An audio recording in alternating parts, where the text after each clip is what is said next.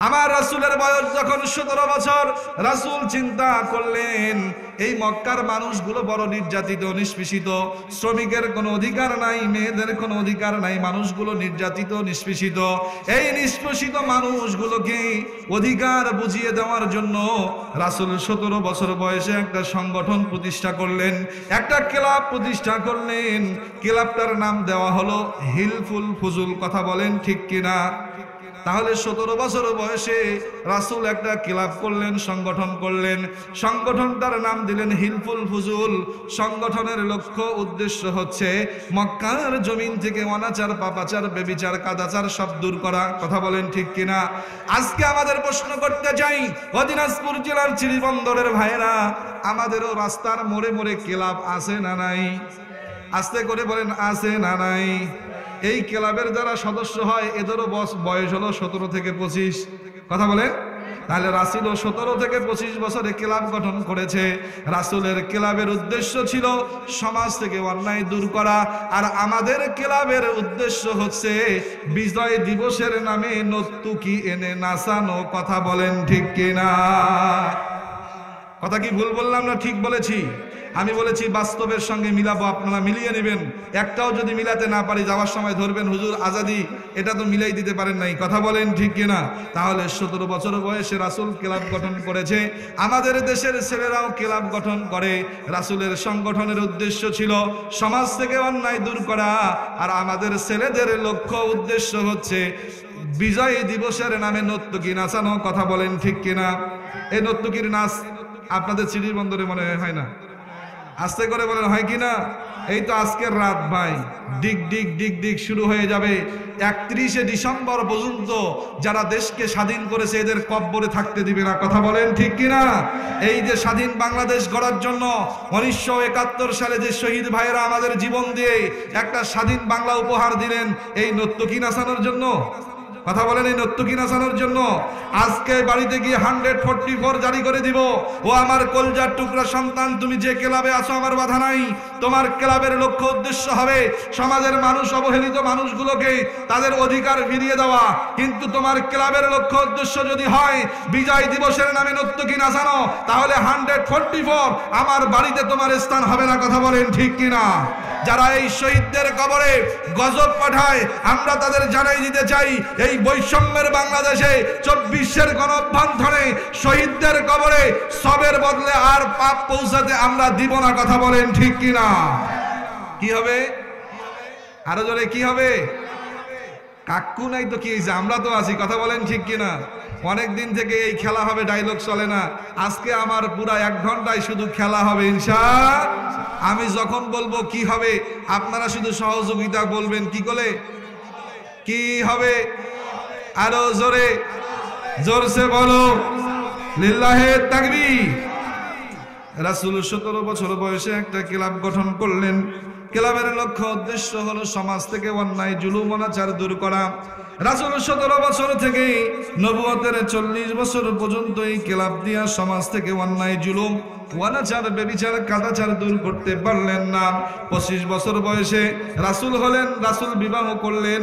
35 বছর বয়সে রাসূল হলেন বিচারক। কয় বছর বয়স? একবারে সংক্ষিপ্ত করে আমি নবুয়তের বছরটায় যেতে চাচ্ছি ইনশাআল্লাহ। এই জন্য বিস্তারিত কথা বলছি না, যেহেতু বক্তা 2 নম্বর। কয় নম্বর বক্তা? কয় নম্বর? 2 নম্বর। সময় অল্প, আলোচনা ব্যাপক। আলোচনাও করতে হবে, আবার মাহফিলের পরিবেশও গুছাই দিতে হবে ইনশাআল্লাহ। 35 বছর বয়সে রাসূল হলেন বিচারক। কেমন বিচারক হলেন?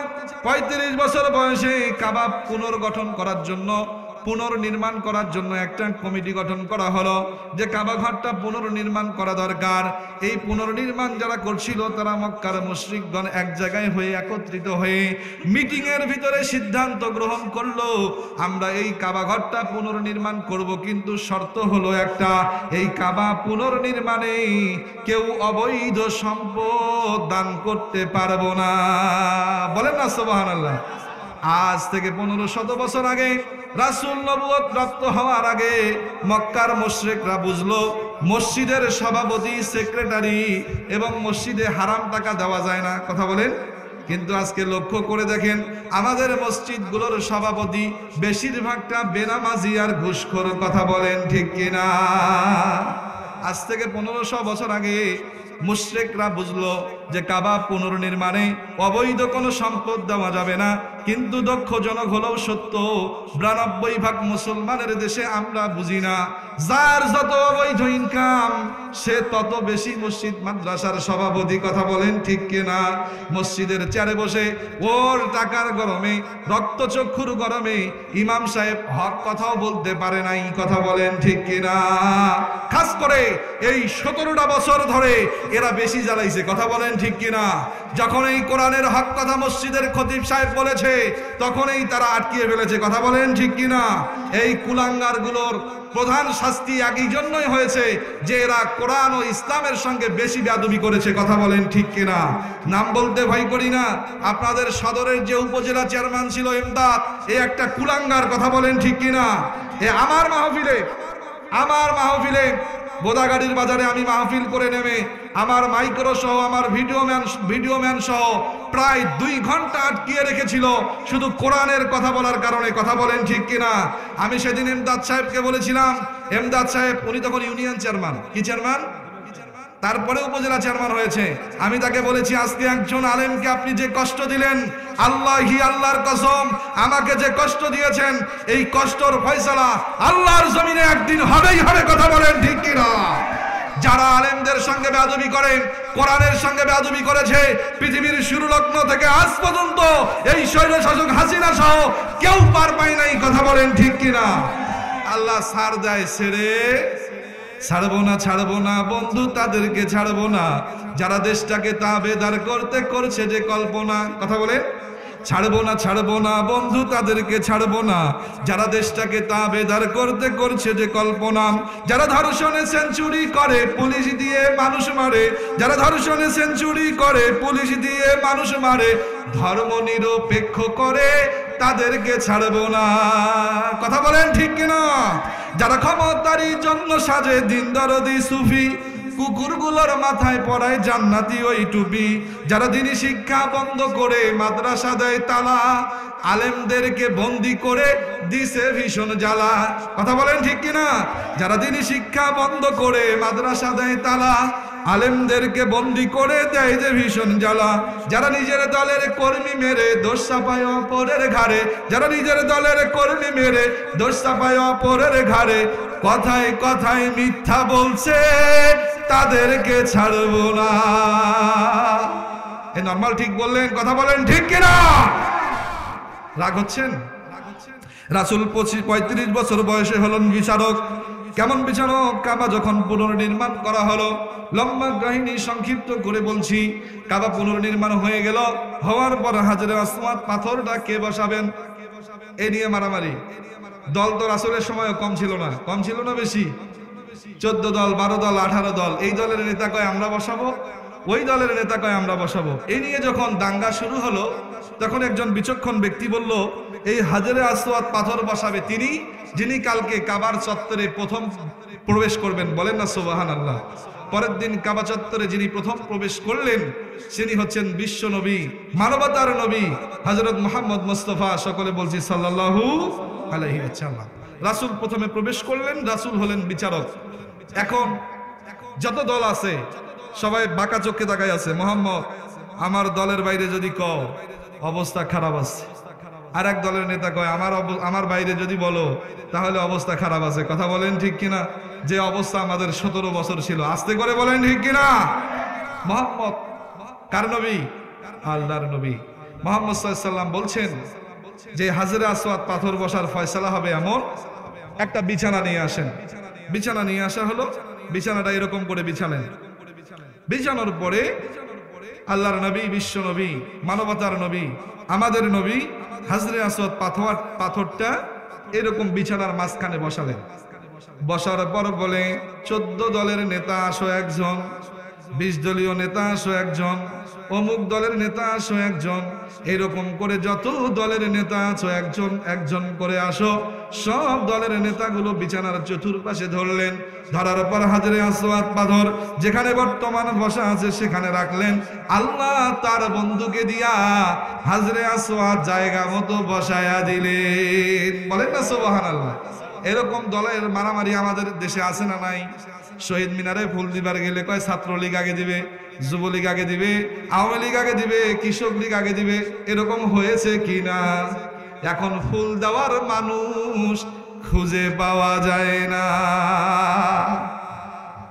ও বন্ধুরা আমার, রাসূল ৩৫ বছর বয়সে হলেন বিচারক হওয়ার পরে রাসূল চিন্তা করলেন, আহারে ১৭ বছর বয়সে ক্লাব গঠন করলাম, আজকে ৪০ বছর হয়ে যায়, এখনো তো সমাজ থেকে অন্যায়, জুলুম, অনাচার, ব্যভিচার, কাদাচার দূর করতে পারি নাই। এই অন্যায়, অনাচার, ব্যভিচার দূর যদি করতে হয় তাহলে এই দুনিয়া যিনি সৃষ্টি করেছেন তার বিধান ছাড়া সম্ভব নয়। সুবহানাল্লাহ বললেন না? এই দুনিয়ায় মানব রচিত আইন দিয়া ৫৪ বছর দেখলাম এখনো ধর্ষণ বন্ধ হয় নাই। কথা বলেন। এই ৫৪ বছর মানুষের মতাদর্শের মানুষের আইন দিয়া দেখলাম এখনো বাংলাদেশে শান্তি আনতে পারি নাই।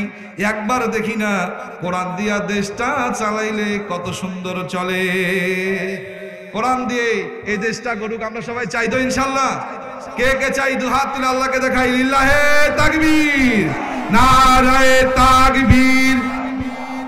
আল কোরআনের আলো, আল হাদিসের আলো, লিল্লাহে তাকবীর। হাত নামা। এই কোরআন দিয়ে সমাজটা চলুক, এই দৃশ্য যেন আল্লাহ আমাদেরকে দেখান। কথা বলেন ঠিক কিনা? মুসলমান বন্ধুরা আমার, বলতে চাচ্ছিলাম আল্লাহ রাসূল বলতেছে এই ১৭ বছর, এই ২৩ বছর, ১৭ থেকে ৪০, নবুয়তের আগের ২৩ বছরে চেষ্টা করলাম এই সংগঠন দিয়া তো সমাজ থেকে অন্যায় দূর হলো না। এই সমাজ থেকে অন্যায়, জুলুম যদি দূর করতে হয়, এই পৃথিবী যিনি সৃষ্টি করেছেন তার পরামর্শ ছাড়া, তার সংবিধান ছাড়া কখনো শান্তি প্রতিষ্ঠিত করা সম্ভব নয়। আস্তে করে বলেন কথা ঠিক কিনা? তিনি হেরা গুহায় ধ্যানে মগ্ন থাকলেন। ৪০ বছর বয়সে আল্লাহ নবুয়ত দান করলেন। বলেন না সুবহানাল্লাহ। কিসের মাধ্যমে? ইকরা বিসমি রাব্বিকাল্লাযী খলাক। একবারে অল্প করে আমি আমার মূল আলোচনায় যাওয়ার চেষ্টা করছি ইনশাআল্লাহ। প্রথম আয়াত নাজিল হলেন ইকরা বিসমি রাব্বিকাল্লাযী খলাক, পড়ো তোমার প্রভুর নামে। পড়ালেখা করতে বলেছেন কে? আস্তে করে বলেন কে? আরো আস্তে বলেন কে? আল্লাহর নাম মুখে নিতে এত লজ্জা লাগে ভাই? ইকরা বিসমি রাব্বিকাল্লাযী খলাক, পড়ো তোমার প্রভুর নামে। এটা কে বলেছেন? আকাশ বাতাসকে সাক্ষী রেখে বলেন আল্লাহ। আর এই ১৭ বছর কার নামে পড়াইছে আমাদের? কার নামে পড়াইছে? যা পড়াইছে সব বঙ্গবন্ধু, সব বঙ্গবন্ধু, সব বঙ্গবন্ধু। আস্তে করে বলেন কথা ঠিক কিনা? এই শিক্ষা খাতকে মেরুদণ্ডহীন করেছে এই কুদরতে খোদা শিক্ষা ব্যবস্থা। কথা বলেন ঠিক কিনা? সাইদি সাহেব বলেছিলেন ১৯৯৮ সালে যে কুদরতে খোদা শিক্ষা ব্যবস্থার বিরুদ্ধে যখন আমি সাইদি সংসদে ওপেন চ্যালেঞ্জ দিয়ে বলেছিলাম, শিক্ষা ব্যবস্থার বিরোধিতা করেছিলাম, সেই দিন ট্রেজেডি বেঞ্চ থেকে আমাকে বলা হয়েছিল রাজাকার। কথা বলেন। সেদিন আমি শরীরের সমস্ত শক্তি একত্রিত করে বলেছিলাম শুধু হিন্দুস্তানের রাজাকাররাই সাইদিকে রাজাকার বলতে পারে। কথা বলেন ঠিক কিনা? তিনি বলেছিলেন এই কুদরতে খোদা এই লোকটি একটা নাস্তিক। কথা বলেন ঠিক কিনা? এই যে শিক্ষা ব্যবস্থা চালু করে দিয়েছে, শিক্ষা গুরুর মর্যাদা নামক একটা কবিতা আপনারা মুরব্বীরা পড়ছেন না? এই কুদরতে খোদা শিক্ষা ব্যবস্থা এসেই এই প্রথমে শিক্ষা গুরুর মর্যাদা কবিতা বাতিল করেছে। শুধু তাই নয়, নবীর সিরাত বাতিল করেছে, ওমরের জীবনী বাতিল করেছে। কথা আস্তে করে বলেন কথা ঠিক কিনা? এ শুধু তার বাপের আদর্শ, এই ১৭টা বছর তার বাপের যতটা গুণগান গেয়েছে, যদি এতবার আল্লাহর গুণগান গাইতো তাহলে আল্লাহর অলিতে পরিণত হয়ে যেত। কথা বলেন ঠিক কিনা? যা পাইছে সব বঙ্গবন্ধু। কথা বলেন। আমার একটি ঘটনা মনে পড়ে গেল। বিদেশ থেকে এক লোক উত্তরবঙ্গে সফরে আসছে। উত্তরবঙ্গ থেকে যাওয়ার পথে দেখে বিশাল ব্রিজ। কয়ে তোমাদের দেশে এত বড় ব্রিজ আছে? বাঙালি বলে হ্যাঁ স্যার আছে। কয় নাম কি? কয় বঙ্গবন্ধু ব্রিজ। কি ব্রিজ? ঢাকায় গিয়েছে, গুলিস্তানে নেমেছে। এত বড় বড় বিল্ডিং। হ্যাঁ আমাদের দেশে তো এত বড় বিল্ডিং আছে। নাম কি? কয় বঙ্গবন্ধু অ্যাভিনিউ। ওই পাশে অনেক লাইট জ্বলে। ওটা কি? ওটা হলো বাচ্চারা খেলাধুলা করে, ওটা হচ্ছে বঙ্গবন্ধু স্টেডিয়াম। ওখানে রাতের বেলা কি হয়? ওইখানে হচ্ছে বঙ্গবন্ধু গোল্ড কাপ টুর্নামেন্ট। বিদেশি বলে আমি তো খেলা খুব পছন্দ করি, চলো যাই খেলা দেখি। বিদেশি খেলা দেখার জন্য স্টেডিয়ামে ঢুকলেন, ভাগ্যের পরম পরিহাস, খেলায় দুই দলের লাগছে মারামারি। এক দল আরেক দলকে ইট পাক্কেল মারতে গিয়ে একটা ইট এসে লাগছে বিদেশির মাথায়, জায়গায় বেহুশ। 2 ঘন্টা পর হুশ ফিরে বলে আমি কোথায়? কয় বঙ্গবন্ধু হাসপাতালে। বিদেশি বলে তোদের পা ধরি, এরপর আর আমাক বঙ্গবন্ধু গোরস্থানে নিও না। কথা বলেন ঠিক কিনা? এরা বঙ্গবন্ধুর আদর্শ প্রতিষ্ঠিত করতে গিয়ে বাংলাদেশের যত অর্থ সম্পদ নষ্ট করেছে, এই সম্পদগুলো যদি বাংলাদেশের 18 কোটি মুসলমানের মাথায় ভাগ করে দেওয়া যেত, অর্থবিদরা বলে এক একটা মানুষ 6 লক্ষ করে টাকা ভাগ পেত। কথা বলেন ঠিক কিনা?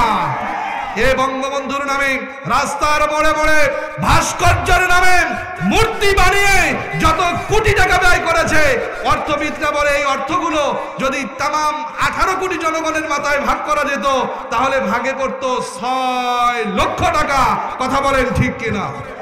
আমাদের বলে গরিব দেশ, বলে কি এরা মারে মারে তো গরিব বানাইছে। কথা বলেন ঠিক কিনা? আরে 6 লক্ষ টাকা যদি আমরা ভাগে পেতাম, বলেন ভাই আমাদের দেশে গরিব থাকতো? আস্তে করে বলেন গরিব থাকতো? এই যে ভাস্কর্যের নামে, এই ভাস্কর্যের বিরোধিতা যখন আলেম সমাজ করলো, এই আলেমদেরকে জেলখানায় ভরাইলো। কথা বলেন, এই আস্তে করে বলছেন কেন? বলেন ঠিক। এই আলেম সমাজ যখন মূর্তির বিরুদ্ধে মাঠে স্লোগান দিল, বলেন তো এই যে ভাস্কর্য, এই ভাস্কর্য ইসলামে জায়েজ না নাজায়েজ? হারাম। এই ভাস্কর্য নির্মাণের বিরুদ্ধে যখন আলেম সমাজ রুখে দাঁড়ালো, তখন আল্লামা মামুনুল হক সাহেবকে মিথ্যা কেলেঙ্কারি দিয়ে জেলে ঢুকাইলো। কথা বলেন ঠিক কিনা? আস্তে করে বলেন ঠিক কিনা? এই আলেমদের নির্যাতন করার ফলাফল পাইছে কিনা ভাই? সামনে আরো বিস্তারিত আলোচনা আছে ইনশাআল্লাহ। আসুন, পড়তে হবে কার নামে? কার নামে? এতদিন পড়ছি কার নামে? বঙ্গবন্ধুর নামে। এই পড়া আর পড়তে একটা ইসলামের সবথেকে বড় শক্তিকে এই 17টা বছর এই ফ্যাসিস্ট সরকার পিছিয়ে রেখেছিল, তিনি হলেন মাওলানা ভাসানী। আস্তে করে বলেন ঠিক কিনা? মাওলানা ভাসানী মুসলমানদের সম্পদ। আল্লাহু আকবার বলেন।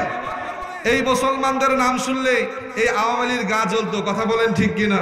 এই দলটির নাম প্রথম ছিল আওয়ামী মুসলিম লীগ। কথা বলেন। এরা ক্ষমতায় আসার পর আওয়ামী থেকে মুসলিম শব্দ বাতিল করেছে। কথা বলেন ঠিক কিনা? বিশ্ববিদ্যালয়ের মনোগ্রামে লেখা ছিল ইকরা বিসমি রাব্বিকাল্লাযী খলাক, পড়ো তোমার প্রভুর নামে। এই আওয়ামী সরকার ক্ষমতায় এসে সেই ইকরা বিসমি রাব্বিকাল্লাযী খলাক তারা মুছে ফেলেছে। কথা বলেন ঠিক কিনা? কবি নজরুল ইসলাম কলেজ থেকে ইসলাম মুছে দিয়ে এরা নাম রেখেছিল নজরুল কলেজ। কথা বলেন ঠিক কিনা? এটার একমাত্র কাজ ছিল ইসলামকে ধ্বংস করা। কথা বলেন ঠিক কিনা? বাংলাদেশের মানুষ দেরিতে হলেও বুঝছে যে বুবুজান তুমি আসলে পট্টি মাথায় দিয়া আমাদের ধোঁকা দিতেই আসছিলা। কথা বলেন ঠিক কিনা? আসুন, পড়তে হবে কার নামে? আল্লাহর নামে। আল্লাহ বললেন ইকরা বিসমি রাব্বিকাল্লাযী খলাক, পড়ো তোমার প্রভুর নামে যিনি তোমাকে সৃষ্টি করেছেন। প্রথম ওহী আসলো, রাসূল নবুয়তের দাবিদার হলেন। নবীদার দাবি হওয়ার পরে গোপনে দাওয়াত চালালেন। গোপনে দাওয়াত চালালেন মুসলমানদের ভিতরে মুসলমান বানানোর জন্য। এই দাওয়াত যখন দিলেন, দাওয়াতের মূল বক্তব্য ছিল লা ইলাহা ইল্লাল্লাহ, নাই কোনো মাবুদ আল্লাহ ছাড়া। জমিন আল্লাহর, এই জমিনে আইন চলবে কার? আস্তে করে বলেন কার? এই দাওয়াত যখন দিলেন, মক্কার স্বৈর শাসক ছিলেন আবু জাহেল। কে ছিলেন? আবু জাহেল। কি শাসক? আস্তে করে বলেন কি শাসক? আরো জোরে কি শাসক? জোরে বলেন স্বৈর শাসক। আবু জাহেল কি ছিলেন? স্বৈর শাসক। এই স্বৈর শাসক যখন এই কালেমার দাওয়াত দেখলেন যে আল্লাহর জমিনে আল্লাহর দিন প্রতিষ্ঠিত হোক, এই দাওয়াত যখন মক্কার মুহাম্মদ সহ তার অনুসারীরা দিচ্ছিল, তখন এই আবু জাহেল প্রথম যেই কাজটা করলেন, আব্দুল্লাহর ছেলে মুহাম্মদকে দিন প্রতিষ্ঠার আন্দোলনে বাধা দেওয়ার জন্য প্রথম যেই পথটা বেছে নিয়েছিলেন সেটা হলো শিহাবে আবু তালিবের কারাগার।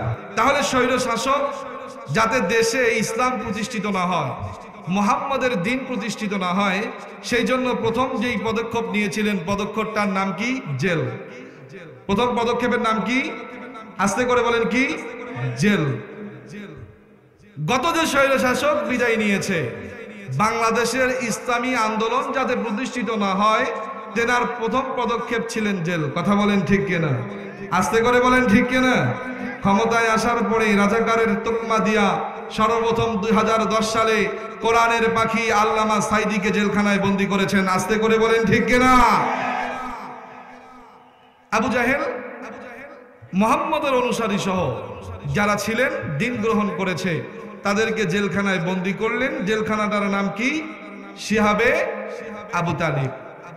জেলখানায় বন্দী করলেই তো আর ফাঁসি দেওয়া যায় না, যাবে কি? স্বৈরশাসক তো ফাঁসি দিয়েছিল গণমঞ্চ তৈরি করে। কি মঞ্চ তৈরি করে? এই মঞ্চ তৈরি করে ফাঁসি দিয়েছিল। কিন্তু আবু জাহেলের সময় তো ওই মঞ্চ ছিল না। ছিল কি?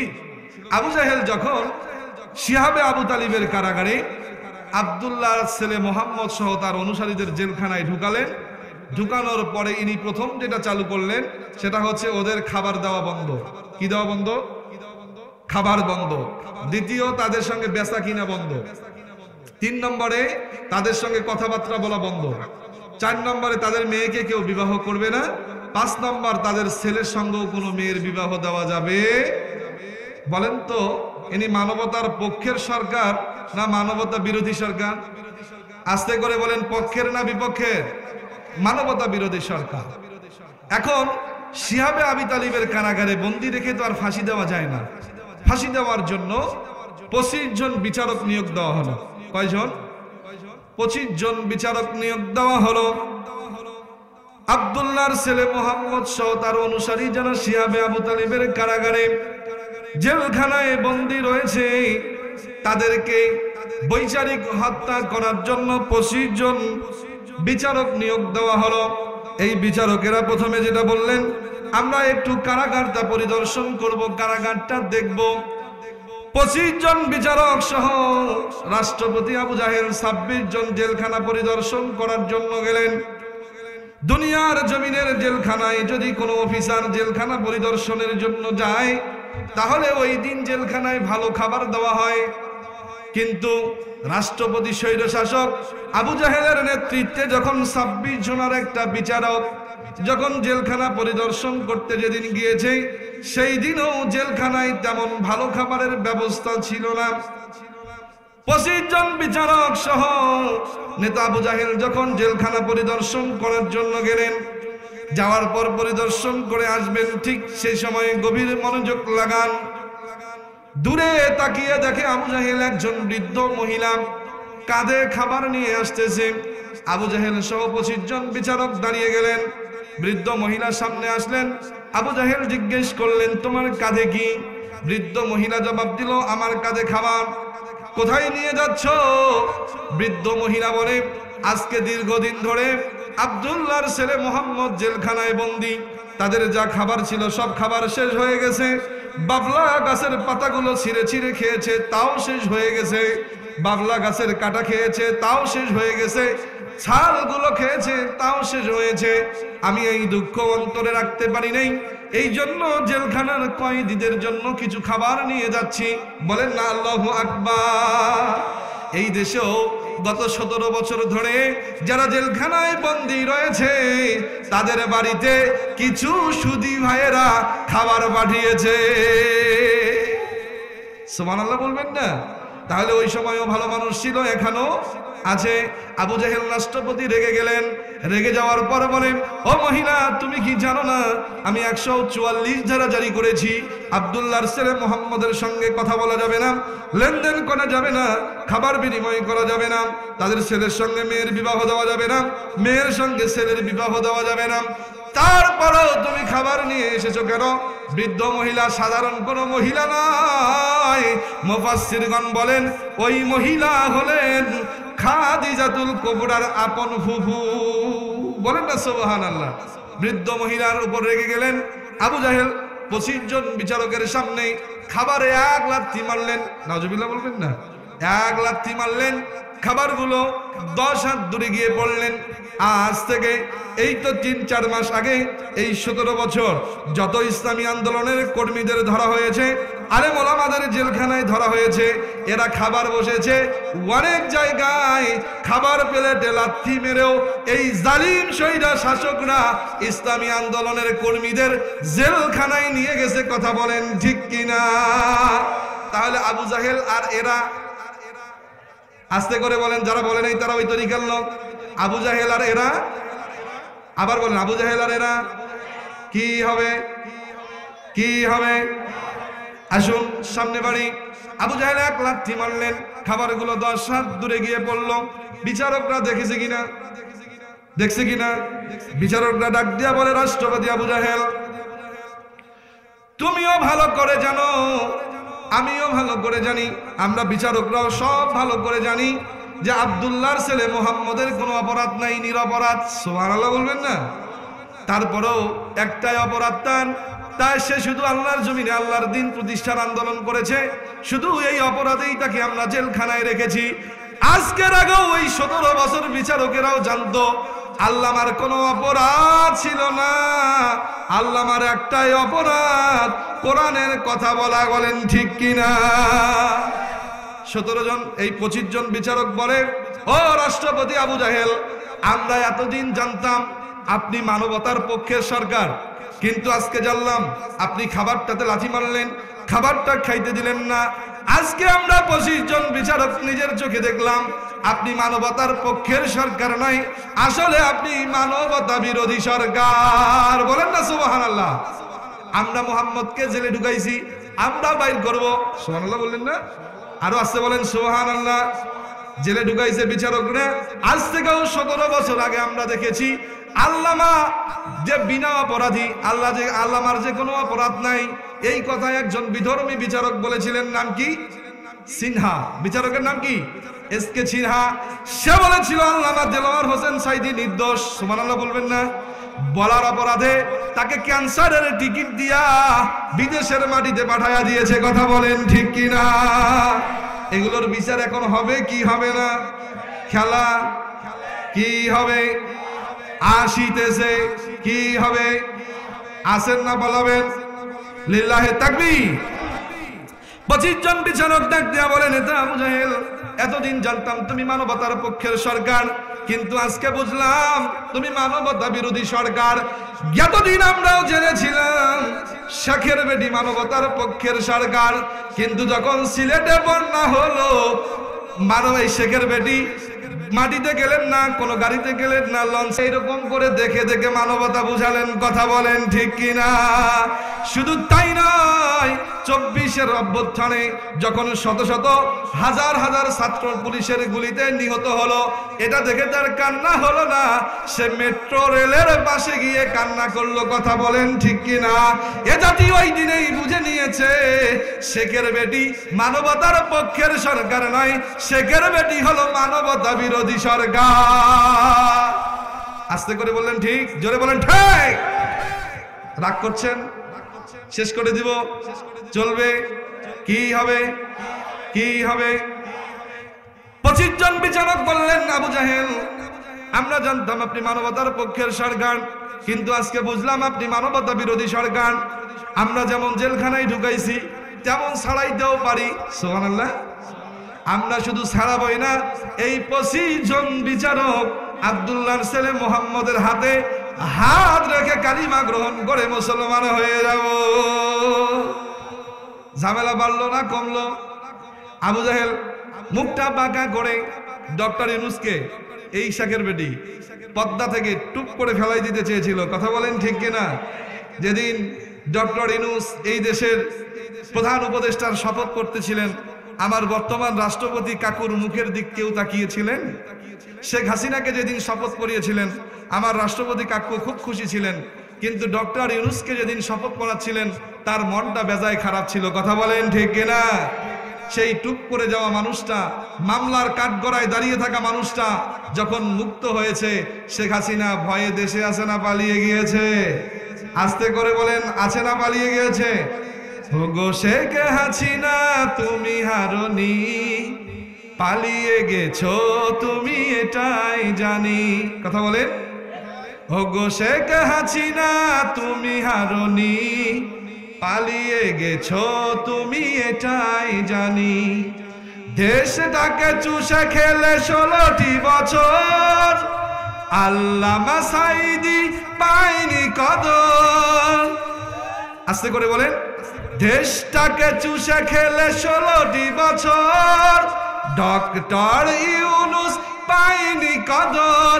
তুমি তো হলে শয়তানের নানি, ওগো শেখ হাসিনা তুমি হারনি, পালিয়ে গেছো তুমি এটাই জানি। ঠিক বললেন না?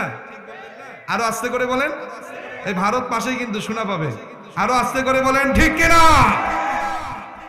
সম্মানিত উপস্থিতি, ভালো করে বুঝে নেন। 25 জন বিচারক দিয়া দিতে চেয়েছিল ফাঁসি, কিন্তু শিহাবে আবু তালেবের কারাগার থেকে আব্দুল্লাহর ছেলে মুহাম্মদ সহ সব অনুসারী মুক্ত। বলেন তো ওই রাতে আবু জাহেলের ঘুম হবে? ঘুম হয় না। বিছানায় ছটপট করে, পথচারী পায়ে হাঁটাহাঁটি করে। তার স্ত্রী ডাক দিয়া বলে, ও রাষ্ট্রপতি তোমার কি হলো, ঘুমাও না, কারণটা কি? রাষ্ট্রপতি জবাব দেয়, ও প্রাণপ্রিয় স্ত্রী তুমি কি খবর শুনেছো? কি খবর? আব্দুল্লাহর ছেলে মুহাম্মদ সহ তার অনুসারীরা সবাই আজকে জামিনে মুক্ত। সুবহানাল্লাহ। টেনশনের কি? এই নিরপরাধ এই মানুষগুলোকে যত নির্যাতন করেছি, এরা যদি আজকে একটা করো ঢিল মারে তো আমার অবস্থা খারাপ। কথা বলে, এই জন্য পৃথিবীর ইতিহাসে এটাই প্রথম যে কোন স্বৈর শাসক বিদায় হওয়ার পর থেকে এমপি, মন্ত্রী, তারপরে জেলা পরিষদের চেয়ারম্যান, সিটি কর্পোরেশনের chairman, union chairman, union member, তৃণমূলের নেতা একসাথে পালাই গেছে। এইরকম ইতিহাসে পৃথিবীতে কোথাও নাই। কথা বলেন ঠিক কিনা? এরা বুঝে ফেলেছে এই 17টা বছর যে জুলুম নির্যাতনের স্টিম রোলার আমরা চালিয়েছি, এরা যদি একটা করে প্রতিশোধ নেয় তো আমরা পালানোর রাস্তা খুঁজে পাবো না। কথা বলেন ঠিক কিনা? সম্মানিত উপস্থিতি, বলতেছিলাম আবু জাহেল ঘুমাতে পারে না, ছটপট করে যে আমি যত নির্যাতন করেছি যদি এই মুহাম্মদের অনুসারীরা প্রতিশোধ নেয় তাহলে আমার পালানোর রাস্তা থাকবে না, এই জন্য টেনশন করি। এবার আবু জাহেলের স্ত্রী নাম হলো নাগেরা। নাগেরা ডাক দিয়া বলেন, ও আমার প্রাণপ্রিয় স্বামী, চিন্তা টেনশনের কোনো কারণ নাই, এই টেনশন আমি মুক্ত করে দিতে পারি, কিন্তু শর্ত একটা। কয়টা? একটা শর্ত হলো তুমি যদি আমাকে স্বরাষ্ট্রমন্ত্রী বানাও তাহলে আমি আব্দুল্লাহর ছেলে মুহাম্মদকে হত্যা করার একটা বুদ্ধি বা উপায় বাইর করব। নাউজুবিল্লাহ বললেন না? কি প্রতি? স্বরাষ্ট্রপতি বানাতে হবে। আবু জাহেলের স্ত্রী নাগেরা খুব চালাক চতুর একজন মহিলা। আর চালাক চতুর যে মহিলাগুলো হয় এরা বড় ছলনাময়ী হয়। কথা বলে, যেমন ছলনাময়ী ছিল আমাদের স্বৈরশাসক। কথা বলে, কথায় কথায় কান্না করে, কথায় কথায় যে নারী কান্না করে বুঝবেন এটা বডের হাড্ডি। কথা বলেন ঠিক কিনা? যে কথায় কথায় কান্না করে এর কারণে সংসারে বেশি অশান্তি হয়। কথা বলেন ঠিক কিনা? শাশুড়ির সাথে ঝগড়া করে হয় আর স্বামী আসলে একটু ওই তোর মায়ের সাথে খাম্মা। কথা বলেন ঠিক কিনা? আরে কান্দিস কেন, কি হয়েছে? তোর মা আমার মুরগি দেখতে পারে না। কথা বলেন ঠিক কিনা? এদের জন্য সমাজে অশান্তি কম না বেশি? তো আবু জাহেলের স্ত্রী নাগেরা এ চালাক চতুর মহিলা। এবারে রাষ্ট্রপতি তুমি যদি আমাকে স্বরাষ্ট্রমন্ত্রী বানাও তাহলে আব্দুল্লাহর ছেলে মুহাম্মদকে বিতাড়িত করার একটা বুদ্ধি আমার কাছে আছে। আবু জাহেল বলে, ভিক্ষা চাই না, কুত্তা খাজায়, আমাকে তো এই মুহাম্মদের হাত থেকে বাঁচতে হবে। যাও, আমি তোমাকে স্বরাষ্ট্রমন্ত্রীর চেয়ারটা দিয়ে দিলাম। বলেন আল্লাহু আকবার। আসিতেছে কি হবে? কি হবে? প্রধান রাষ্ট্রপতি, স্বরাষ্ট্রমন্ত্রী এখন কে? মহিলা। কে? এরাও আসিয়া বিরোধী দল, স্পিকার সবগুলা বানাইছে মহিলা। কথা বলেন ঠিক কিনা? মহিলা বানাইতে বানাইতে কৃষি মন্ত্রীও বানাইছিল মহিলা। কথা বলেন ঠিক কিনা? আরে কৃষি কাজ করে পুরুষ মানুষ। এই মতিয়া চৌধুরী, তুই হলো কৃষি মন্ত্রী, তুই কৃষির কি বুঝবু? কথা বলেন ঠিক কিনা? এরা এত পাগল ছিল। তাহলে মহিলা হলেন স্বরাষ্ট্রমন্ত্রী, নাম নাগেরা। নাম কি? নাগেরা। নাগেরাকে স্বরাষ্ট্রমন্ত্রীর দায়িত্ব দেওয়া হলো। কার একটাই কাজ, আব্দুল্লাহর ছেলে মুহাম্মদকে দুনিয়া থেকে বিতাড়িত করতে হবে। এই পরিকল্পনা নিয়ে স্বরাষ্ট্রমন্ত্রী হলেন নাগেরা। স্বরাষ্ট্রমন্ত্রী হওয়ার পরেই তিনি রাতের আধারে ধীরে ধীরে পায়চারি করতে করতে তার প্রাণপ্রিয় বান্ধবীর কাছে চলে গেল। বান্ধবীর নাম হলো সাফিয়া। কি নাম? আরো আসতে বলেন কি নাম? সাফিয়া। সাফিয়া ওই সময় মক্কার ভিতরে সবথেকে সুন্দরী রমণী। আল্লাহু আকবার বললেন না? যারা অসৎ চরিত্রের মানুষ হয়, যাদের লক্ষ্য উদ্দেশ্য অসৎ হয়, এদের সুন্দরী মহিলাদের সাথে একটু বেশি সম্পর্ক থাকে। কথা আস্তে করে বলেন ঠিক কিনা? নাগেরা চলে গেলেন তার সুন্দরী বান্ধবী সাফিয়ার দরজায়। গভীর রজনীতে সাফিয়ার দরজায় গিয়ে নক করলেন। সাফিয়া দরজা খুলে দিলেন। সাফিয়া দরজা খুলাই দেওয়ার পর দেখে নাগেরাকে ডাক দিয়া সাফিয়া বলে, বান্ধবী এত গভীর রজনীতে কেন এসেছো? নাগেরা ডাক দিয়া বলে, এত গভীর রজনীতে বিপদে পড়ে এসেছি। বোন তুমিই পারো একমাত্র আমাকে এই বিপদ থেকে উদ্ধার করতে। সাফিয়া ডাক দিয়া বলে, নাগেরা আমি তো একজন ক্ষমতাহীন মানুষ, তুমি তো হলে জামানার স্বরাষ্ট্রমন্ত্রী, তোমার র্যাব আছে, পুলিশ আছে, বিজিবি আছে, সেনাবাহিনী আছে, তোমাকে আবার আমি কিভাবে সাহায্য করতে পারি? তিনি ডাক দিয়া বলেন, নাগেরা ডাক দিয়া বলে, সাফিয়া তুমি তো ভালো করে জানো আমাদের রাষ্ট্রপতি আবু জাহেল আব্দুল্লাহর ছেলে মুহাম্মদ সহ তার অনুসারীদের দীর্ঘদিন জেলখানায় বন্দী করে রেখেছে, কিন্তু মারতে পারে নাই। এখন আমি তোমার কাছে এসেছি, আব্দুল্লাহর ছেলে মুহাম্মদকে তোমার মারতে হবে। কি হবে? মারতে হবে, মারতে হবে। সাফিয়া ডাক দিয়া বলে, নাগেরা আমার তো কিছু নাই, কেমন করে মারবো? নাগেরা ডাক দিয়া বলে, সাফিয়া আমি জানি তুমি পারবে, এই জন্য তোমার কাছে এসেছি। কিভাবে পারবো? কাছে তুমি যদি মুহাম্মদকে মারতে পারো তাহলে গাড়ি লাগলে গাড়ি দিব, বাড়ি লাগলে বাড়ি দিব, ক্ষমতা লাগলে ক্ষমতা দিব, যা চাও তাই দিব। কাজ একটা, বিনিময় মুহাম্মদকে দুনিয়া থেকে বিতাড়িত করতে হবে। সাফিয়া ডাক দিয়ে বলে, নাগেরা আমার কাছে তো তেমন কোনো ক্ষমতা নাই।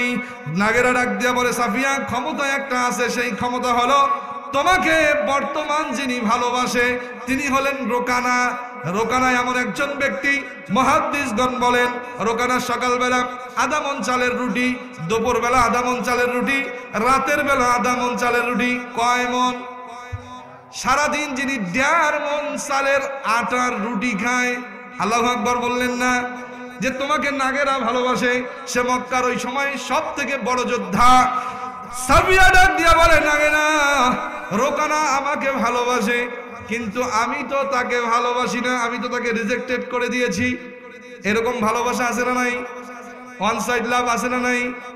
বলবো না গো আর কোনদিন ভালোবাসো তুমি মোরে। এই পাটি আছে না নাই? আছে না নাই? সাফিয়া ডাক দিয়া বলে, বান্ধবী নাগেরা রোকানা আমাকে ভালোবাসে, কিন্তু আমি তো রোকানাকে ভালোবাসি না। কয় আমি জানি তুমি ভালোবাসো না, কিন্তু এখন উপায় রোকানা ছাড়া আব্দুল্লাহর ছেলে মুহাম্মদকে হত্যা করতে পারবে এইরকম লোক আমি মক্কায় দেখি না, রোকানাই পারবে। কয় তাহলে কি করে সম্ভব? নাগেরা ডাক দিয়া বলে, সাফিয়া তুমি একটু রোকানার সঙ্গে অ্যাক্টিং করো। কি করো? অ্যাক্টিং করা মহিলা আমাদের দেশে আছে না নাই? স্বামী ভাল লাগে না, পরকিয়া করে, এরকম মহিলা খেরকাটিতে মনে হয় নাই? কথা বলে না? আছে না নাই? আরে মায়েরা শুনতেছে কিন্তু, যুবকেরা কথা বলে না কেন? একটা রিলেশনের পর আরেকটা রিলেশন করে কিনা? কথা বলেন ঠিক কিনা? তো রোকানাকে বলতেছে, সাফিয়াকে নাগেরা বলতেছে যে তুমি রোকানার সঙ্গে একটু অভিনয় করো, অভিনয় করলেই কাজ হয়ে যাবে ইনশাআল্লাহ। সামনে বাড়ি কি হবে? কি হবে? সবাই বলি কি হবে? সামনে বাড়লাম। গভীর রজনীতে সাফিয়া রোকানার বাড়ির দরজায় গেলেন। গভীর রজনী সাফিয়া রোকানার বাড়ির দরজায় গেলেন। বাড়ির দরজায় গিয়ে দাঁড়িয়ে দরজায় নক করলেন। নক করার পর রোকানা দরজাটা খুললেন।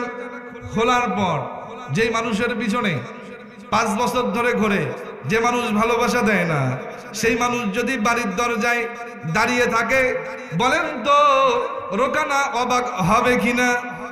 দরজা খুলে দেখে যার পিছে 5 বছর ঘুরলাম সে আমার বাড়ির দরজায়। রোকানা খুশি হয়ে গেছে।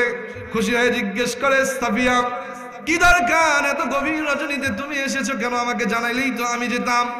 কয় আসছি, তুমি অনেক দিন ধরে আমার পিছনে ঘোরো, তোমার ঘোরাটা আমার অন্তরে মায়া লেগেছে, এই মায়া লেখা থেকে আমি তোমার কাছে আজ গভীর রজনীতে এসেছি, কিন্তু তোমার ভালোবাসা আমি আজকে গ্রহণ করব, তোমাকে বিবাহ করব, কিন্তু তার আগে একটা শর্ত আছে। কি আছে? শর্ত আছে। কি শর্ত বলো?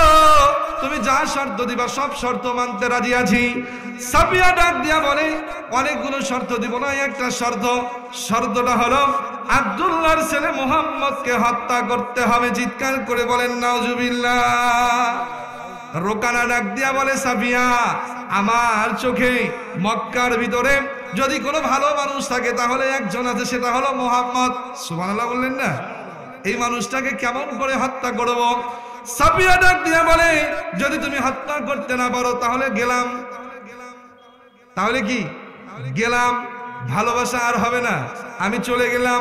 রোকানা ডাক দিয়া বলে, যেও না, আমি তোমার কাছে শর্ত মেনে নিলাম, তোমাকে কথা দিচ্ছি, কাল সকালবেলা আব্দুল্লাহর ছেলে মুহাম্মদকে হত্যা না করা পর্যন্ত সকালের নাস্তা করব না। নাউজুবিল্লাহ বললেন না? ফজরের আজান হয়ে গেল। লম্বা কাহিনী সংক্ষিপ্ত করে বলার চেষ্টা করছি ভাইজানের আমার। গভীর রজনীতে যখন প্রস্তাব পেলেন, ফজরের আজান হলো, নামাজ শেষ হয়ে গেল, আল্লাহ রাসূল মসজিদে নববী থেকে বাইর হলেন। জেলখানা থেকে সবেমাত্র বাইর হওয়ার পরের দিনের সকাল। আব্দুল্লাহর ছেলে মুহাম্মদ নামাজ পড়ে বাইর হয়েছেন। সামনে যোদ্ধা দাঁড়ানো। দাঁড়ার পর ডাইরেক্ট মুহাম্মদকে বলে, ও আব্দুল্লাহর ছেলে মুহাম্মদ, আমি তোমাকে হত্যা করব। আল্লাহ রাসূল ডাক দিয়ে বলে, ইসলাম কখনো আগে আঘাত করার অনুমতি দেয় না। সুবহানাল্লাহ বলবেন না? আল্লাহ জিবরাইলের মাধ্যমে ডাক দিয়া বলে, বন্ধু, এতদিন তুমি মাইর খাইছো, আজকে তুমি মাইর দিবা। সুবহানাল্লাহ বললেন না? এতদিন মাইর আমরাও খাইছি, আর খাওয়ার সুযোগ নাই, এখন দিব। কথা বলেন ঠিক কিনা? খেলা খেলা যদি না হয় শেষ করে দেই। শেষ করে দিব? চলবে? চলবে তো? কারা কারা চলবে হাত তুলে দেখান। লিল্লাহে তাকবীর, নারায়ে তাকবীর। হাত নামা। চলবে তো ইনশাআল্লাহ? মঞ্চটা একটু গরম হচ্ছে না? প্রধান বক্তার জন্য এরকম গরম মঞ্চ দরকার ইনশাআল্লাহ। আসুন সামনে বাড়ি। আল্লাহ রাসূল ডাক দিয়া বলেন, আগে ইসলাম আঘাত করার অনুমতি দেয় না, তুমি আগে আঘাত করতে আসো, তারপর আমি আঘাত করব। এবার যোদ্ধা রোকানা মারার জন্য রেডি হলেন। আমার দিকে তাকান, এরকম রেডি হলেন, পাও উড়াইছেন পিছনেরটা, মারবেন। আল্লাহ জিবরাইলকে বলে, জিবরাইল যাও আমার বন্ধুর কানে বলো, এ যখন এরকম করবে আমি তাকে আটকাই রাখবো। সুবহানাল্লাহ বললেন না? মাইটটা দিতে বলো। রাসূল বলে, কোথায় মারবো? ভাই রাসূলুল্লাহ, প্রথম মাইটটা হবে নাকে। সুবহানাল্লাহ বললেন না? কোথায় হবে? আমরা কোথায় মারবো? এই বদের হাড্ডিগুলো যদি এখন আসে, আমরা কোথায় মারবো? আস্তে করে বলেন, কোথায়? এরকম করেছে, মারবে। সে সময় আল্লাহ রাসূল হাতের মুষ্টিটা বাঁধলেন, প্রথম মারলেন নাকে। কোথায়? জায়গায় বেহুশ, ঠাস করে পড়ে গেছে। রাসূল বললেন, মনে হয় মারা গেল। মানুষ মারা গেছে কিনা পরীক্ষা করার জন্য হাতের নাড় ধরতে হয়। রাসূল হাত ধরলেন, দেখলেন না, মরে না, মরে নাই। আসলে বদের হাড্ডি যারা, এরা অল্প মাইরে মরে না। হুশ ফেরার পর বলে, এটা তো টেস্ট ছিল। কি ছিল? ভালোবাসা কোথায় অপেক্ষা করছে, মারতে হবে কাকে? আব্দুল্লাহর ছেলে মুহাম্মদকে। রোকানা উঠে বলে যে না, এটা টেস্ট, এবার সেমিফাইনাল। হ্যাঁ ওঠো, আবার মারো। আবার হাত এরকম করেছে। আল্লাহ রাসূল বলে, জিবরাইল এবার কোথায় হবে? বলে, ইয়া রাসূলুল্লাহ হাতের মুষ্টি বাঁধেন। কয় বাঁধছি। মারবেন? Ready ready. এরকম করেছে। কয় ইয়া রাসূলুল্লাহ এবার মাইটটা হবে বুকে। সুবহানাল্লাহ। তাহলে এই বদের হাড্ডিগুলা 17 বছর জ্বালানোর পর এখনো যদি আনসার রূপে জ্বালাইতে আসে, ডান্ডা মেরে পিছন লাল করা হবে। কথা বলেন ঠিক কিনা? এরকম করেছে। রাসূল মারলেন বুকে, আবার ঠাস করে জমিনে পড়লেন, অজ্ঞান হয়ে গেলেন। হাতের নাড়ি ধরলেন, না, বদের হাড্ডি এখনো মরে নাই।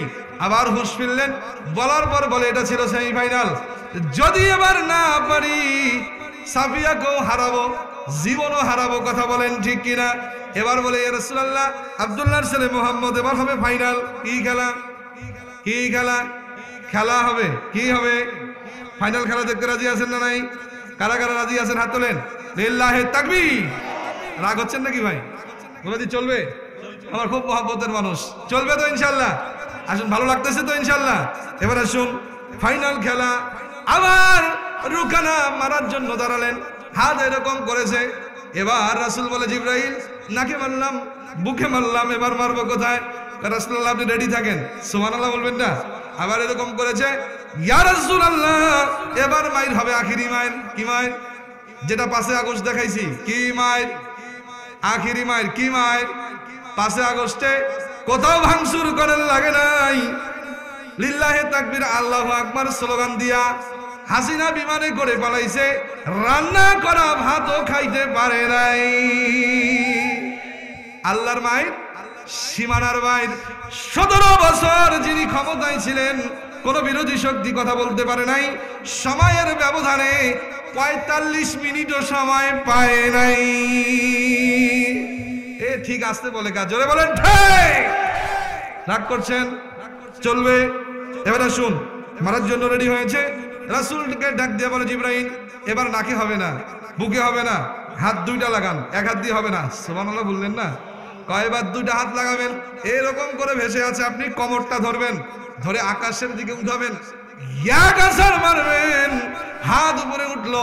আল্লাহ রাসূল 2 কোমর ধরলেন, ধরে ছোট বাচ্চাকে যেমন করে আমরা উপরে উঠায়া আকাশ জমিন দেখাই, তেমন করে উপরে উঠালেন। উঠে এক ঠেকনা মারলেন, হাড্ডি হুড্ডি সব বাঁকা হয়ে গেল। মাইর খাওয়ার পর রোকানা ডাক দিয়া বলে, মুহাম্মদ, তোমার মাইর খাওয়ার পর একটা শিক্ষা আমার হয়েছে। সেই শিক্ষাটা হলো, এত বড় শক্তি কোন নবী ছাড়া কারো গায়ে থাকতে পারে না। আল্লাহ রাসূলের শরীরে, বনি ইসরাইলের 40 জন নবীর শরীরে যা শক্তি থাকতো, সেই শক্তি একাই রাসূলের শরীরে ছিল। সুবহানাল্লাহ, আস্তে করে বলেন, আরো আস্তে বলেন। ও বন্ধুরা আমার, রোকানার হাড্ডি শেষ, খোরাই খোরাই হাঁটে, কয়, মুহাম্মদ, আমি স্বীকার করলাম তুমি নবী। সুবহানাল্লাহ বললেন না? আস্তে করে বলেন না ভাই, সুবহানাল্লাহ। নবী স্বীকার করলাম। সাফিয়া অপেক্ষা করে, মনে আছে তো ইনশাআল্লাহ? সাফিয়া অপেক্ষা করছে। নাগেরা স্বরাষ্ট্রমন্ত্রী, তিনিও অপেক্ষা করছে। যোদ্ধা দিয়ে মারতে চাইলেন, মারতে পারলেন না। খড়ায়া খড়ায়া রোকানা সাফিয়ার দরজায় গেলেন। সাফিয়া ডাক দিয়া বলে, রোকানা, কি খবর? তুমি এরকম খোড়াই খোড়াই হাঁটো কেন? কয়, আমার অবস্থা খারাপ, চলো রাষ্ট্রপতির দরবারে, স্বরাষ্ট্রমন্ত্রীর দরবারে যাই। স্বরাষ্ট্রমন্ত্রীর দরবারে গিয়ে নাগারা যখন দেখে সাফিয়া আর রোকানা খোড়াই খোড়াই আসে, এর তো আসলের অবস্থা খারাপ। এবার চিন্তা করে, আহারে, রোকানাও মনে হয় মারতে পারে না, এর অবস্থা তো খারাপ। স্বরাষ্ট্রমন্ত্রী ডাক দিয়া বলে, সাফিয়া, কি খবর? সাফিয়া ডাক দিয়া বলে, বান্ধবী, খবর বেশি ভালো নয়। কথা বলেন ঠিক কিনা? খবর দেয়। নরেন্দ্র মোদী ডাক দিয়া বলে, হাসিনা, কি খবর? কয়, নেতা, খবর ভালো না, আসিতেছে বঙ্গভবনে, কি করব? হেলিকপ্টার পাঠাও। কছে না, আমি হেলিকপ্টার পাঠাবো না। এতদিন তুমি আমি যা চাইছি দিছো, তুমি ট্রানজিট চাইছি তুমি দিছ, তিস্তা ব্যারেজ চাইছি তুমি দিছ, যা চাইছি তুমি তাই দিছো, কিন্তু শেষ সময় তুমি একটা হেলিকপ্টার চাচ্ছ। আমি কিন্তু এইটা দিবার পারবো না। যদি তুমি তোমার হেলিকপ্টারে করে আসতে পারো, তাহলে এইটুকু তোমার বাসর ঘরে দিতে পারি। কথা বলেন ঠিক কিনা? রাগ করছেন? চলবে? চলবে? কি হবে? কি হবে? আসতেছে সামনে। এবার শুন, সাফিয়া ডাক দিয়া বলে, নাগেরা, যে উদ্দেশ্য নিয়ে আপনি পাঠিয়েছিলেন আমরা ব্যর্থ। আবু জাহেল শুনতে পাইছে। রাষ্ট্রপতি ডাক দিয়া বলে, ও নাগেরা, তুমি স্বরাষ্ট্রমন্ত্রী হলে কিন্তু পারলে না, তোমাকে এখন পদত্যাগ করতে হবে। কি করতে হবে? পদত্যাগ করতে হবে। পদত্যাগ পত্র জমা দাও, অন্য মন্ত্রণালয়ে যাও। যারা আব্দুল্লাহর ছেলে মোহাম্মদকে হত্যা করতে পারবে, শুধু তারাই স্বরাষ্ট্রমন্ত্রী হতে পারবে। এবার নাগেরাকে স্বরাষ্ট্রমন্ত্রীর পদ থেকে পদচ্যুত করা হলো। এবার স্বরাষ্ট্রমন্ত্রী হলেন ওয়ালিদ বিন মুগিরা। নাম কি? ওয়ালিদ বিন মুগিরা স্বরাষ্ট্রমন্ত্রী হলেন। লক্ষ্য উদ্দেশ্য হচ্ছে আব্দুল্লাহর ছেলে মোহাম্মদকে হত্যা করতে হবে। তেমনি করে এই 17টা বছর যারা ক্ষমতায় ছিলেন, স্বরাষ্ট্রমন্ত্রীর দায়িত্ব নিয়েছিলেন, আইনমন্ত্রীর দায়িত্ব নিয়েছিলেন, এদের একটাই কাজ ছিল, ইসলামকে বন্ধ করতে হবে। কথা বলেন ঠিক কিনা? রাগ হচ্ছেন? এবার স্বরাষ্ট্রমন্ত্রী হলেন ওয়ালিদ বিন মুগিরা। ওয়ালিদ বিন মুগিরাকে স্বরাষ্ট্রমন্ত্রী বানানো হলো, স্বরাষ্ট্রমন্ত্রীর শপথ পড়ানো হলো। শপথ পড়ানোর পরে 11 জন সদস্য বিশিষ্ট একটি মন্ত্রী পরিষদ তৈরি করে দেওয়া হলো। এদের দায়িত্ব হলো আব্দুল্লাহর ছেলে মোহাম্মদকে দুনিয়া থেকে বিতাড়িত করে দেওয়া হবে। 11 জন সহ ওয়ালিদ বিন মুগিরা সহ 12 জন একটা মিটিং এ বসলেন। মিটিং এ বসার পর ওয়ালিদ বিন মুগিরা বলে, পরামর্শ দাও কিভাবে আব্দুল্লাহর ছেলে মোহাম্মদকে দুনিয়া থেকে হত্যা করা যায়। একজন পরামর্শ দিলেন, আব্দুল্লাহর ছেলে মোহাম্মদকে হত্যা করা যাবে না। হত্যার আগে আমরা কিছু কৌশল অবলম্বন করি। 1 নম্বর কৌশল হলো, আব্দুল্লাহর ছেলে মোহাম্মদ আমরা বলবো পাগল, মাতাল, জাদুকর, চিৎকার করে বলেন না নাউজুবিল্লাহ, এগুলো বলে স্লোগান দিব। রাস্তার মোড়ে মোড়ে স্বরাষ্ট্রমন্ত্রী আইন তৈরি করে দিলেন, তাহলে রাস্তার মোড়ে মোড়ে কোনায় কোনায় মঞ্চ তৈরি করো, গণজাগরণ মঞ্চ। কি মঞ্চ? কথা বলেন, কি মঞ্চ? গণজাগরণ মঞ্চ। আবু জাহেলের আমলও ছিল, এর আগের আমলও ছিল। কথা বলেন, আস্তে করে বলেন, ঠিক কিনা বলেন না। যারা ঠিক বলে না বলবো ওই তরিকার লোক, বলেন ঠিক কিনা। গণজাগরণ মঞ্চ আবু জাহেলের স্বৈর শাসকের সময়ও ছিল, এদের সময়ও। ওরা আর এরা এক, যারা এক বলে নাই, এরা আর এরা এক। কথা বলেন ঠিক কিনা। স্বরাষ্ট্রমন্ত্রী ঘোষণা দেওয়া হলো, রাস্তার মোড়ে মোড়ে কোনায় কোনায় গণজাগরণ মঞ্চ তৈরি করো। মেয়ে দাও, মদ দাও, নেশা দাও, ভ্রাম্যমান তাদের টয়লেট বানায় দাও। লাকি আর ইমরান সরকার ঘোষণা দে, কাদের মোল্লা তুই রাজাকার। কথা বলেন ঠিক কিনা। এরকম স্লোগান বাংলাদেশে আমরা শুনছি কিনা? আবু জাহেল স্বরাষ্ট্রমন্ত্রী, রাষ্ট্রপতি থাকা অবস্থায় ওয়ালিদ বিন মুগিরার স্বরাষ্ট্র মন্ত্রণালয়ের অধীনে রাস্তায় মোড়ে মোড়ে গণজাগরণ মঞ্চ দিল। এই মঞ্চের একটাই কাজ হলো মিমতে মোহাম্মদ মাতাল। বলেন না নাউজুবিল্লাহ। মক্কায় একদল নবী গেলেন, 7 জন যুবকের একটা দল আসলেন। আসার পর বললেন, আহারে আমরা মক্কায় সবসময় ব্যবসার কাজে আসি, কখনো তো এইরকম মঞ্চ দেখি নাই। সমস্ত রাষ্ট্র শক্তি পাহারায় এই অর্ধলগ্ন মেয়ে এবং ছেলেরা স্লোগান দেয় মিমতে মোহাম্মদ মাতাল। এটা কোন ব্যক্তি যে সব রাষ্ট্র তার পিছনে রাখছে? সুবহানাল্লাহ বললেন না। কয়জন যুবক? 7 জন যুবক ডাক দিয়া বলে, ভাই তোমরা যে স্লোগান দাও মিমতে মোহাম্মদ মাতাল, এই লোকটা কোথায়? গণজাগরণ মঞ্চের কাউকে যদি জিজ্ঞেস করা হতো, সাইদি সাহেবটা তো লোক ভালো, কেন রাজাকার বলো? বলেন তো ওই লোকটার মাথা আস্ত থাকে না, ভেঙে ফেলা হতো। এতদিন স্লোগান দিয়েছে ওরা, যেই গণজাগরণ মঞ্চ যেই জায়গায় দাঁড়িয়ে তারা বলেছিল কাদের মোল্লা রাজাকার, সাইদি সাহেব রাজাকার, আল্লাহর পরম শক্তি, আল্লাহর পরম নিরাখেলা। 3 দশকের ব্যবধানে ওই জায়গায় ওই দাঁড়িয়ে বলে, আমি কে তুমি কে? সবাই বলেন, আমি কে তুমি কে? রাজাকার স্লোগান দিল।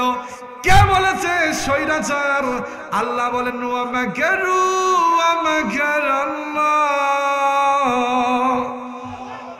আল্লাহু খায়রুল মাকিরিন, আমার কৌশল বড় কঠিন। যে জায়গায় বলে তোমরা রাজাকারের স্লোগান দিয়া ইসলামী আন্দোলনের নেতৃবৃন্দকে দুনিয়া থেকে বিদায় করেছ, আল্লাহ ওই জায়গায় তোকে রাজাকার শব্দ শোনায়া দেশ ছাড়া করেছে। কথা বলেন ঠিক কিনা। আসুন সামনে কি হবে? স্বরাষ্ট্রমন্ত্রীকে ওয়ালিদ বিন মুগিরা গণজাগরণ মঞ্চ তৈরি করা হলো। 7 জন যুবক বলে, মোহাম্মদ পাগল, পুরা রাষ্ট্র শক্তি এই লোকটার পিছনে লেগেছে। লোকটা কোথায়? সামনে হাঁটে, সামনে হাঁটে, হাঁটতে হাঁটতে যাওয়ার পর এক জীর্ণ শীর্ণ মানুষকে ডাক দিয়া বলে, ভাই গণজাগরণ মঞ্চের ওই যে শুনলাম মিমতে মোহাম্মদ পাগল, মাতাল, জাদুকর বলছে, ওই লোকটাকে কোথায় গিয়ে পাওয়া যাবে? বৃদ্ধ লোকটা ডাক দিয়া বলে, আর একটু সামনে বাড়েন, তাহলেই ওই লোকটাকে পাওয়া যাবে। সুবহানাল্লাহ বললেন না। আল্লামা সাঈদী, মতিউর রহমান নিজামী, আলী আহসান মুজাহিদকে দেশের মানুষ চিনত না, জামাত ইসলামকে আজকাল ছেলেপেলেরা চিনত না। হাসিনা গণজাগরণ মঞ্চ দিয়া জামাত শিবিরকে বাড়ি বাড়ি চিনাইছে। কথা বলেন ঠিক কিনা। সামনে বাড়ি। এবার আসুন সামনে বাড়ি। এই 7 জন যুবক দূরে তাকিয়ে দেখে, আহারে যে লোক একজন কোরআন পড়ে, খুব সুন্দর মানুষ, চুলগুলো সুন্দর কোকড়ানো, পরিপাটি চেহারা, তাকে দেখে তো পাগলের মতো হয় না, মনে হয় না? সুবহানাল্লাহ বললেন না। দূর থেকে তাকিয়ে 7 জন যুবক দেখে লোকটা সুন্দর করে কোরআনে কারীম তেলাওয়াত করে, এই 7 জন যুবক হাঁটি হাঁটি পা পা করে রাসূলের সামনে গেলেন, গিয়ে বলতেছে, হযরত আমরা আপনার মক্কায় অনেক দিন ধরে ব্যবসা করি, কিন্তু এইরকম স্লোগান কখনো দেখি নাই। এই স্লোগান দেখে আপনাকে দেখার জন্য আসলাম। আল্লাহ রাসূল বললেন, আমি মাতাল নই, জাদুকর নয়, তানজিলুম মির রাব্বিল আলামিন। আমি একজন, আমার কাছে যা নাজিল হয়েছে এটা কোনো গণকের ভাষা নয়, এটা কোনো কবির ভাষা নয়, এটা হচ্ছে আল্লাহর ভাষা। বলেন না সুবহানাল্লাহ। আমি আল্লাহর প্রেরিত নবী। এবার 7 জন যুবক বলে, আপনি সত্যিই নবী, কারণ আপনার বিরুদ্ধে পুরা রাষ্ট্রযন্ত্র লেগেছে, তারপরেও আপনার ধর্ম থেকে মানুষকে বিচ্যুত করা যাচ্ছে না। আমরাও 7 জন যুবক আপনার হাতে হাত রেখে কালিমা গ্রহণ করে মুসলমান হয়ে গেলাম। আবার মন্ত্রী পরিষদ বসলো, গণজাগরণ মঞ্চ তৈরি করলাম। আব্দুল্লাহ ছেলে মোহাম্মদের দলের কর্মীর সংখ্যা তো কমে না, খালি বাড়ে। কথা বলে, যেই জামাত ইসলামকে কেউ চিনত না, এখন কর্মী বাড়ে না কমে, সামনে বাড়ি। এবার ওয়ালিদ বিন মুগিরা স্বরাষ্ট্রমন্ত্রী ডাক দিয়া বলেন, কি খবর? গণজাগরণ মঞ্চে লক্ষ লক্ষ টাকা শেষ করলাম, বিরানি শেষ করলাম, তেহারি শেষ করলাম, কই এই আন্দোলন তো কমলো না। এবার ওয়ালিদ বিন মুগিরা আরেকজন বলে, আমরা এরকম করে একটু অপপ্রচার চালাই না কেন, একদিন ঠিকই মানুষ বিমুখ হবে। ওয়ালিদ বিন মুগিরা ডাক দিয়া বলে, ও আমার মন্ত্রী পরিষদ, তোমরা যে জাদুকর পাগল মাতাল মুহাম্মদকে বলছো, একবারও কি মুহাম্মদের চেহারার দিকে তাকায়া দেখেছো? মুহাম্মদের চেহারায় কোথাও কোনো পাগলের প্রতিচ্ছবি নাই। সুবহানাল্লাহ বললেন না? তাকে তোমরা পাগল বলো, তাকে দেখে তো পাগল মনে হয় না। সারা এরকম মন্ত্রী পরিষদের সদস্য এই 17 বছর আমাদের দেশেও ছিল কি ছিল না?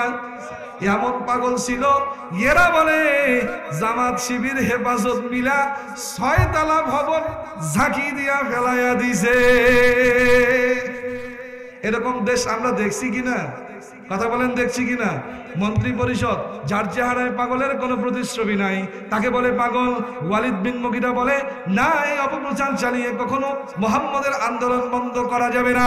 এবার 11 জন কর্ম পরিষদ ডাক দিয়ে বলেন, স্বরাষ্ট্রমন্ত্রী তাহলে আপনি বলুন, আমাদেরটা যেহেতু পছন্দ হচ্ছে না, তাহলে আপনি বলুন কেমন করে মুহাম্মদের আন্দোলন বন্ধ করা যায়। কাছে হুট করে তো হয় না, আমাকে 7 দিন সময় দাও। কয়দিন? 7 দিন সময় দাও, 7 দিন পর আমি সিদ্ধান্ত নিব কি উপায়ে মুহাম্মদকে দুনিয়া থেকে বিতাড়িত করা যায়। 7 দিন পর আবার 11 জন মন্ত্রী পরিষদ নিয়ে বৈঠক বসানো হলো। বৈঠক বসানোর পরে ওয়ালিদ বিন মুগিরার চেহারার দিকে সবাই তাকিয়ে রয়েছে যে কি সিদ্ধান্ত আসে আজকে এই স্বরাষ্ট্র মন্ত্রণালয় থেকে। ওয়ালিদ বিন মুগিরা অনেক ভেবে চিন্তে থাকার পরে জবাব দেয় যে আমি 7 দিনে চিন্তা করে এমন একটা সিদ্ধান্তে উপনীত হয়েছি। সিদ্ধান্তটা হলো এই। আল্লাহ রাসূল বলেন, হ্যাঁ প্রশ্ন করো। এবার আব্দুল্লাহর ছেলে মুহাম্মদকে ওয়ালিদ বিন মুগিরা প্রশ্ন করলো যে, ও আব্দুল্লাহর ছেলে মুহাম্মদ, বলো তো আমরা যেই 12 জন তোমার কাছে আসছি, এই 12 জনের ভিতরে কে অবৈধ সন্তান? কি প্রশ্ন?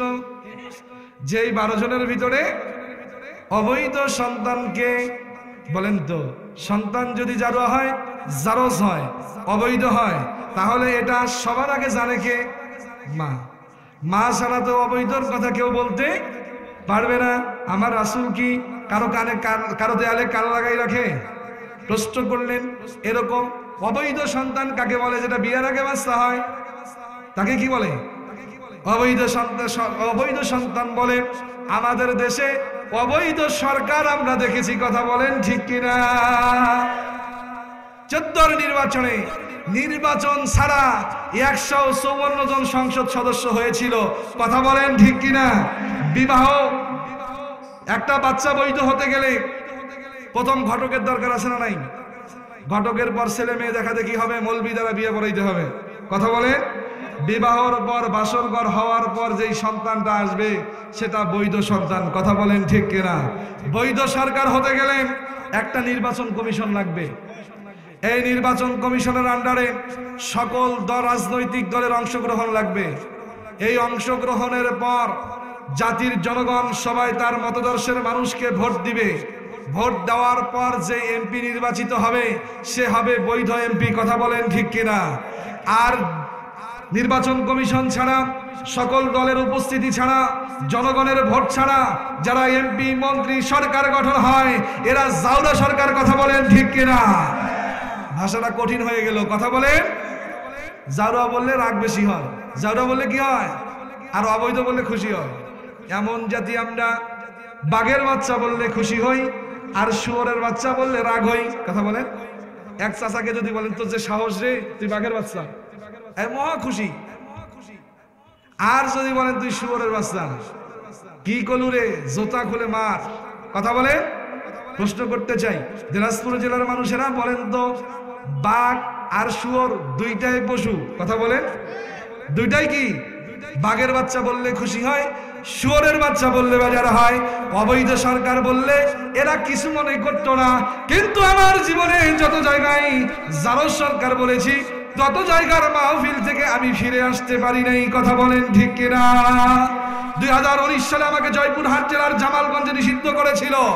স্বাধীনতার পর সেখানে গিয়ে খেলা দেখিয়ে দিয়ে এসেছি। কথা বলেন ঠিক কিনা?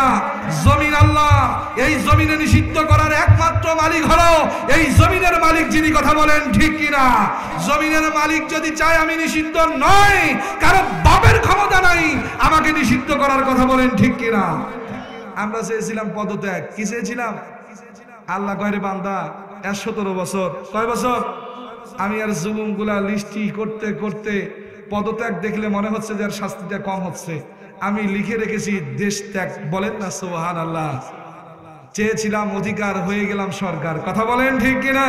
যারা অধিকার চেয়েছিল ওরা সরকার হয়েছে, যারা চাকরি চেয়েছিল তারা চাকরি দিচ্ছে। এটাই হলো আমার আল্লাহর খেলা। কথা বলেন ঠিক কিনা? যারা 17 বছর ক্ষমতায় থেকেছিল 45 মিনিটও সময় পায়। আসুন সামনে বাড়ি। ওয়ালিদ বিন মুগিরা বলে, আমাদের ভিতর যিনি অবৈধ সন্তান, যদি আপনি বলতে পারেন তাহলে আমরা আপনাকে কালেমা গ্রহণ করে মুসলমান হব। আর যদি বলতে না পারেন তাহলে আমরা কিন্তু যা আছে রাস্তা পানি রেডি সেটা করবো ইনশাল্লাহ।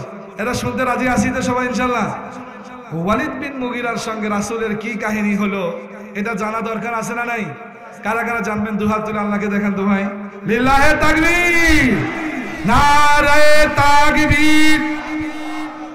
আল কোরআনের আলো, আল হাদিসের আলো, লিল্লাহে তাকবীর।